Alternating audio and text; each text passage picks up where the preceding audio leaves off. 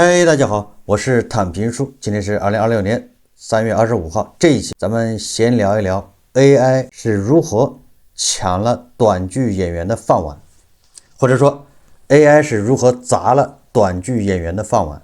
大家都知道這個短劇這兩年挺火的，什麼特朗普愛上什麼掘金的我等等類似的，但是這個短劇還沒火1年2年，當然了，也很多人跟着通過短劇也賺了錢，或者在短劇這個行業找到了自己的位置，但是歡樂總是那麼短暫。現在這些短劇演員也高興不起來了，因為他們的飯碗被 AI 砸了。最近很多媒體都在報道，比如說《經濟觀察報》，他昨天刊登一篇文章，叫那個被 AI 搶了飯碗的短劇演員。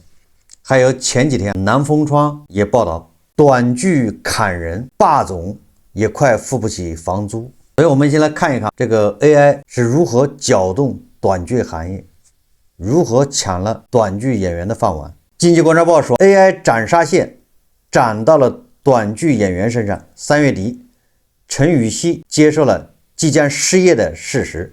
最近1個月，他幾乎都沒有正式拍戲。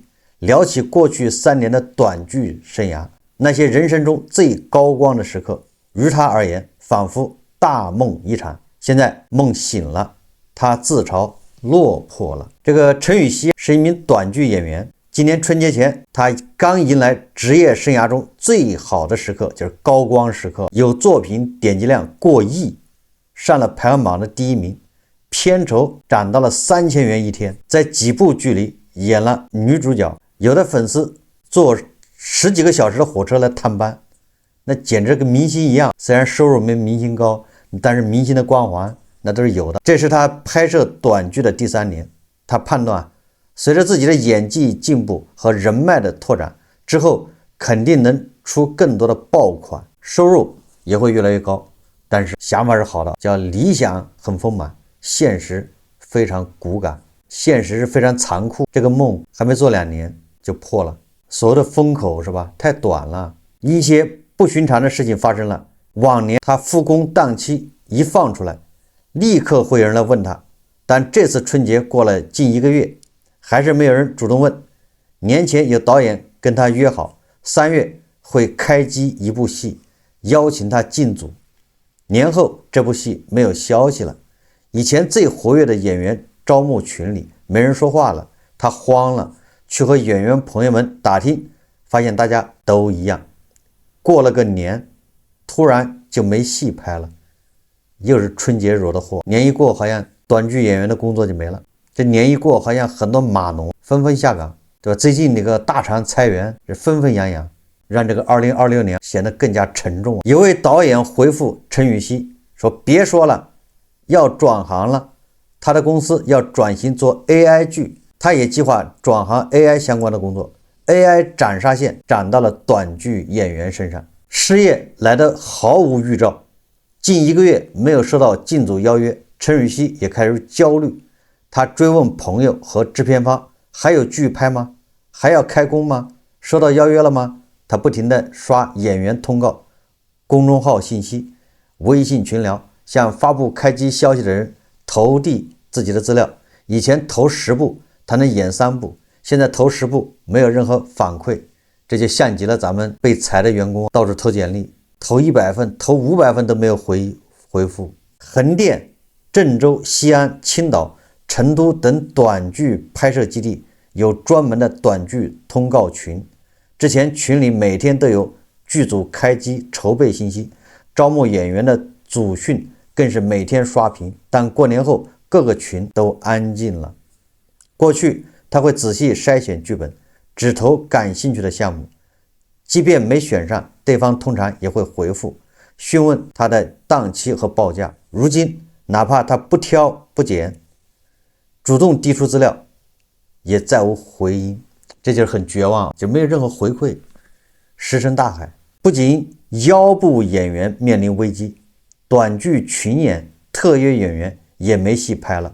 一位片酬1000元一天的特约演員說，他從過年至今都沒有接到戲，還在老家宅着，沒有去橫店。目前看似安全的是片酬一天幾萬元的頂流演員，但他們的片酬也大幅縮水，甚至有演員片酬遭遇腰斬。陳瑞熙自己調低了片酬，對外報價下降了1/3。近來詢價的劇組片酬報價只有他之前日薪的一半，他正在考慮。有一個電視劇劇組找他當特約演員，他也答應了。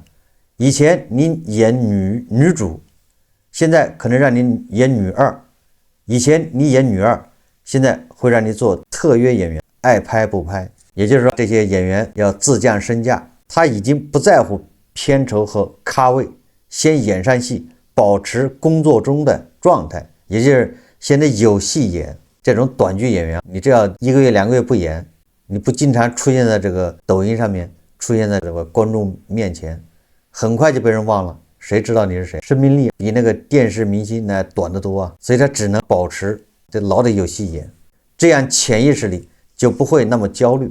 他更擔心的是真人短劇這個品類會不會消亡，如果消亡，他可能就徹底沒戲拍了，也得換賽道。 AI 惹的禍。有短劇類媒體稱2026年春節後真人短劇承製量驟降50%，演員們最直接的感受是開機劇組少了。為什麼呢？陳雨希事後看新聞才知道，春節前後發生了這麼多事，看似互不相關，組合在一起都是他失業的導火索。2026年春節期間 AI 短劇快速崛起。根據行業版數據，2026年春節檔短劇大盤播放量達87億次， AI 慢劇佔 29.4%， 這意味着每10部被觀看的短劇中有3部是 AI 技術生成的，其中 AI 反真人貢獻了 80% 以上的播放量。不同於 AI 慢劇 2D 動漫的風格， AI 反真人劇接近真人影視的效果，包括影視級別的運鏡、打光、表演和剪輯邏輯。這種劇集制作成本只有真人劇的1/10，制作週期比真人劇少 80%。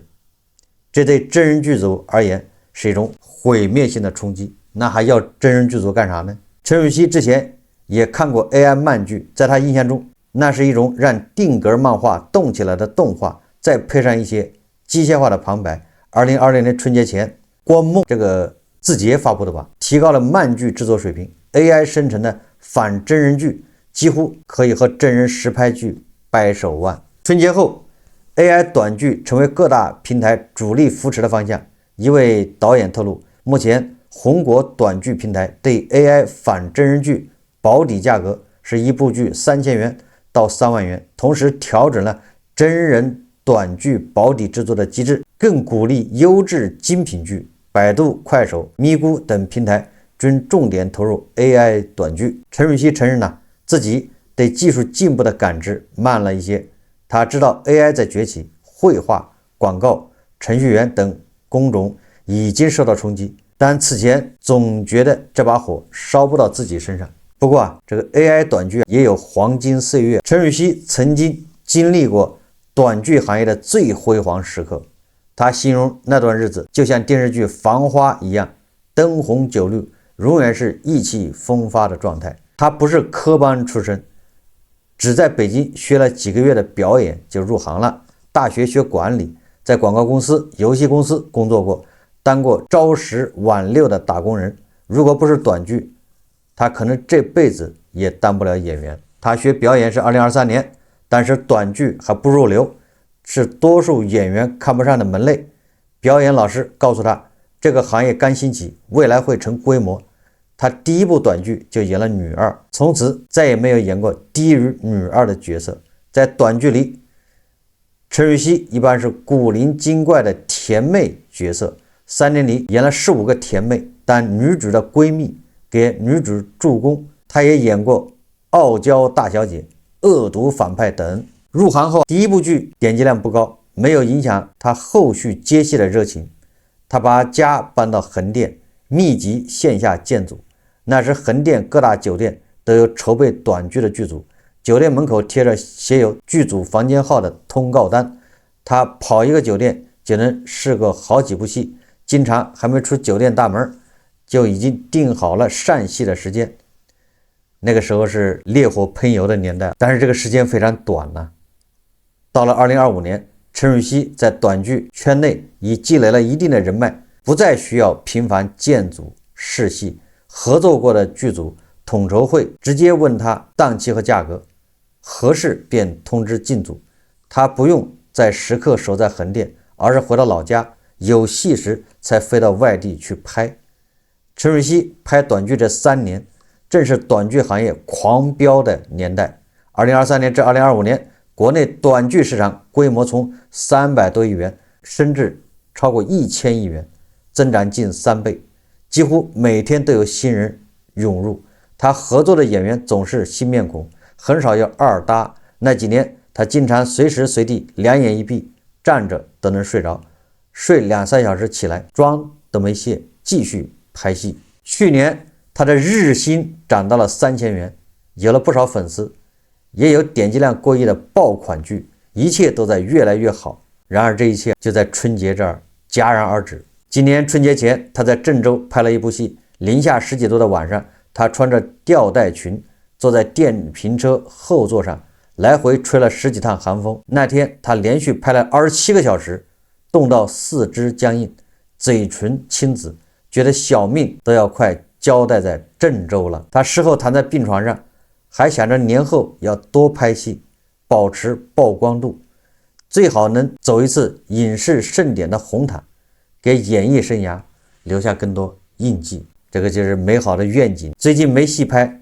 陳瑞熙經常出門散步，算是一種情緒調節。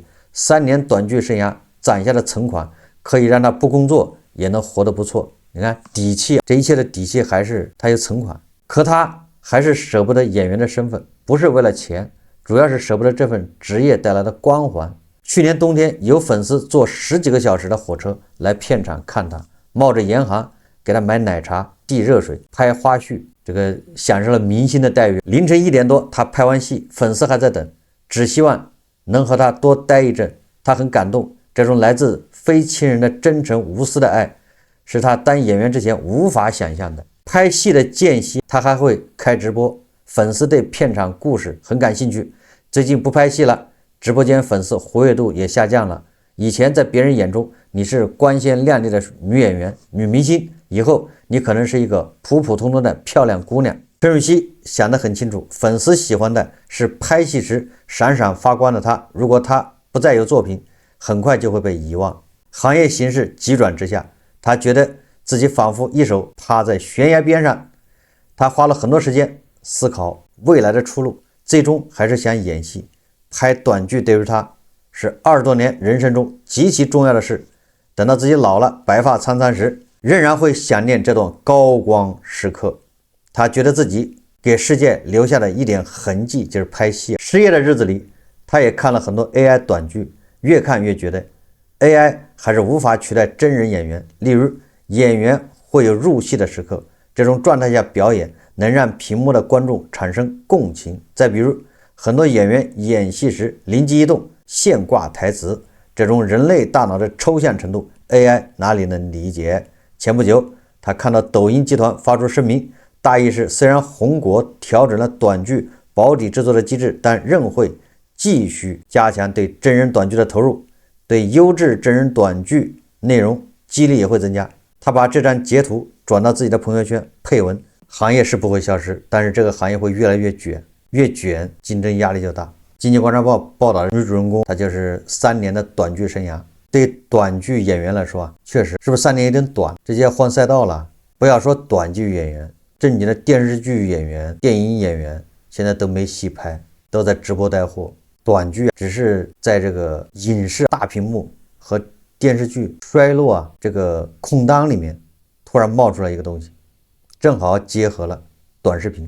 這種短劇你很難說它生命力很長，也就是它過程中一個流星閃過。實際上前2天南風窗它有一個報道叫霸總也快付不起房租，狂飆的短劇行業又有了新的風向。2020年3月，短劇變天相關詞條衝上熱搜。面臨 AI 衝擊，短劇行業正在經歷前所未有的震盪與重構。不少行業內人士告訴南風窗記者，多家承製公司原地解散。就是專門拍短劇的、制作短劇的公司直接就解散了，或者是直接砍掉真人短劇的項目，轉而發展 AI 慢劇、AI 反真人短劇。身處行業波濤中的普通從業者們，或主動或被動地承受這次變化。有人直接被調去 AI 短劇項目，工作從跑現場變成在電腦前跑圖；有人業務量銳減，薪資幾乎砍半；還有人直接就失業，不得不離開自己已經熟悉的領域，另尋其他生路。從真人到 AI 短劇的市場依然蓬勃，但熱鬧之下，行業的利益分配與遊戲規則正在被改寫。對於每一個從業者而言，這場變天不只是一次賽道更替，更是一場關於生計與自我更新的考驗。南風窗說作為演員的天琪則很難跟上 AI 的潮流。他從2025年8月入行，你看看還沒半年呢，從小角色做到主演，至今已經拍攝了40多部短劇。春節之後，他一直沒能接到新戲，面臨失業。過去天琪每個月都能接到4、5部戲約，有25天左右都在出工，收入在1.5萬元上下，這個也不容易。这個短劇演員一個月拍4、5部戲，完了之後25天工作，收入1萬5。今年30歲的天琪結了婚，有一個2歲的女兒。天琪賺來的錢要支付房租、生活費，每個月要還5300元的房貸，你說說吧。一旦沒戲拍，這一個月5300的房貸都是問題。拍短劇不再能支撐起這個家。如果繼續拍短劇，天琪估計自己能接到的大多是小角色，一個月收入不會太理想，拿過每天1000元的片酬。天琪不想再把身價降到200，我拍到主演之後，再讓我去幹200塊錢的小特約，我感覺很掉價。這是沒有挨個毒打的，過一陣子他就不覺得掉價了。總比送外賣強吧。他計劃以後白天有戲拍戲，沒戲就做直播帶貨。如果未來還有戲拍，他再回來。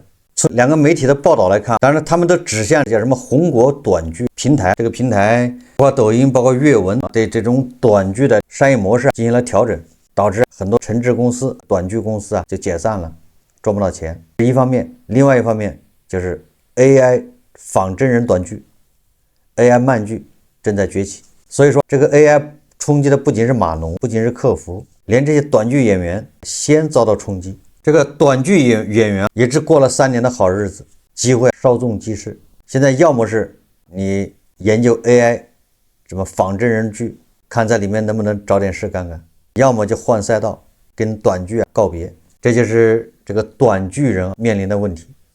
所以你看，進入2026年這春節以後，這種失業的浪潮席捲而來，各行各業都受到衝擊，而且你還不知道從哪個方向來的更猛烈一些。這就像馬斯克說的一樣，如果人工智能再發展，這種短劇基本上沒有成本。你以往拍個短劇，你不管是大演員還是小演員還是跑龍套的，你搞個劇組怎麼着对吧？固定開支幾萬塊錢沒了，一個短劇拍2天，基本上都這樣。劇本大家都一樣，隨便改改，集中起來2天拍完或者3天拍完了之後，後面再去剪輯。一個短劇1周就能上映，這算慢的。但是這個是要成本的，人員成本，各種成本。隨着人工智能的發展，以後這些成本都可以忽略不計。沒有人工智能，你只是對這些什麼追夢或者是叫光夢是吧？你發出一行指令，它就馬上給你生成一個片子，這個成本是可以忽略不計的。那這樣的情況下，你真人劇你怎麼可能競爭過它 AI 劇？這 AI 短劇以後它可以免費，它不需要收費，它就引流就行了。所以說 AI 第一個顛覆的居然是影視行業，或者說對影視行業顛覆的就更加徹底一點，來得更早一點。由於 AI 的這個發展，讓我們的靈活就業人又多了一批人。我看有媒体報道，我們去年靈活就業者又多了4000萬，也就是達到了2.8億靈活就業者。也就是我們這個所謂的就業人口裡面有40%是靈活就業者。那隨着 AI 的發展，那靈活就業者會越來越多。現在一提靈活就業，網上全是月薪過萬、時間自由、自己當老闆的說法，可真置身其中才知道，這自由的背後藏着太多普通人的無奈。這些短劇演員、這些群众演员，當然了，他們本来就是自由職業者，那現在是更自由了。国家統計局数据，2024年底灵活就業的有2.4亿，2025年直接逼近2.8億，占了全國就業人口快30%，城鎮裡更是近1半人不再有朝九晚五的固定工作。而現在灵活就業者早不是以前大家想象的低端工种，30岁以下的年輕人占了1半還多，本科及以上學歷的60%，名校畢業的都不少。2025年1000多萬高校畢業生，超427萬選擇了靈活就業，那這個肯定是身不由己，迫不得已。但凡有個正經的工作是吧，固定的工作，我估计很少有人会選擇灵活就業，尤其是个大学生刚畢業的，你剛畢業就選擇靈活就業，這個少。說來說去是找不到工作，被迫靈活就業。說白了，不是他們不想找穩定工作，是現實逼得沒得選。青年失業率擺在那裡，超過230萬年輕人畢業就失業，企業招聘門檻又高，與其在家待着，不如先靠靈活就業謀口飯吃。這不是主動選擇自由，分明是無奈的退路。最近大家在網上也看到不少什麼 B 站、網易、魅族、華為、字節跳動，春節以後都不約而同的在選擇裁人。當然這裡面有 AI 的功勞，昨天咱們節目也說了，這 AI 的功勞只佔一小部分，有的是個由頭。那為什麼都選擇在3月份裁員呢？這裡面一個比較重要的原因，3月底是互聯網大廠集中出財報的時候，財報週期，所以在這個點上容易裁人，要進行優化，這是原因之一。大多數互聯網公司採用自然年作為裁年，就是1月1號到12月31號，3月是上一財年年報披露和新財年預算落地的關鍵期。此時裁員補償成本可以被一次性計入第一季度，就是 Q1 的賬上，既不影響上一年度的利潤，如果你要算到上一年度，那就影響股價，上一年它每股收益利潤就會受影響。它算在今年的第一季度，又能為新財年的降本增效立竿見影，騰出空間。績效季的末位淘汰，3月通常是第一個季度 Q1 績效評估收尾階段，公司會根據評估結果對排位靠後的員工進行優化，這是大廠 HR 每年固定動作。這是互聯網為什麼企業大廠今年3月份都不約而同的在收縮，在裁員，這是原因之一，跟財報跟它的利潤都有關係。更重要的原因是什麼？更重要的原因是存量競爭下的降本增效。我昨天節目說了，這是我們國內的互聯網跟美國的科技公司不同的地方，人家是為了把人員的錢節約出來，投入到算力 AI 這一塊，要打贏未來之戰，提前布局。但是咱們這邊絕大部分是因為存量競爭下的降本增效，美團、京東、阿里外賣大戰，那是為人工智能、為算力做準備嗎？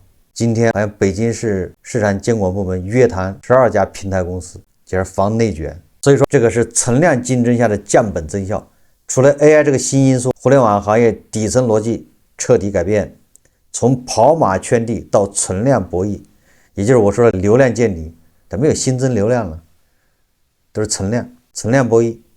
過去10年是增量市場，大家都在燒錢搶人搶地盤，如今市場紅利消失，投資人關注點從規模增長轉向了實際利潤，裁員就成為最直接的盈利手段。在業務增長放緩時，壓縮人力成本是維持利潤見效最快的方式。一個資本市場公開的秘密是，只要一家上市公司宣布裁員，其股價往往會上漲，因為這被視為向股東兌現利潤的信號。所以牛馬就成了犧牲品。存量競爭下只有減員增效，但是人工智能在短劇這行業裡面，那是切切實實的完成了替代。我在想，未來越來越多的行業可能要被 AI 取代。AI 一取代，成本是無限降低，成本是硬道理，它無限降低，它可以降價呀，甚至可以免費。所以說，隨着 AI 的發展，越來越多的人會面臨失業。那我們這3年正好是個混亂期 ，AI 大力發展，有沒有新的崗位出現？那大家只能是下崗，而新的分配機制那遙遙無期，還在探索之中。所以牛馬韭菜未來恐怕有幾年苦日子要過。明明社會在發展，明明 GDP 在增長，但是你就失業，你就是找不到工作，你就是沒有錢。這在未來3-5年，這就是常態。所以我們要早做準備。好，這一期節目咱們就聊到這裡，感謝大家收看。如果喜歡我的節目，歡迎訂閱轉發，也可以在下方留言評論，謝謝大家。